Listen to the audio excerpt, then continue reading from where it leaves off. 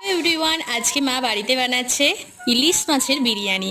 তো তোমরা নামটা শুনেই বুঝে গেছো, তো তার জন্যই লাগছে ইলিশ মাছ। তো সকালবেলায় তো বাজার থেকে ইলিশ মাছ আনা হয়েছে, মা এখন পিস করে নিচ্ছে।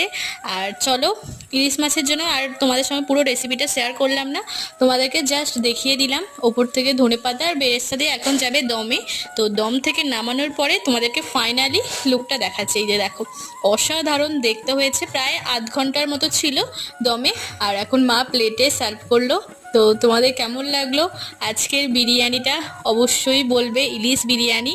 তো আমার তো দেখেই জিভে জল এসে যাচ্ছে, এখন আমি রেকর্ড দিচ্ছি, জানি তোমাদেরও হয়তো আসছে জল। তো তোমরা যদি পুরো রেসিপিটা দেখতে চাও অবশ্যই মাই ফ্যামিলি ব্লগে গিয়ে দেখতেই পারো। আর আজকে দুপুরের লাঞ্চটা কেমন লাগলো অবশ্যই কিন্তু আমাকে কমেন্টে অবশ্যই কিন্তু ভুলো না। তো দেখা হচ্ছে আবার একটা নিউ লাঞ্চ থালি নিয়ে খুব তাড়াতাড়ি আসছি।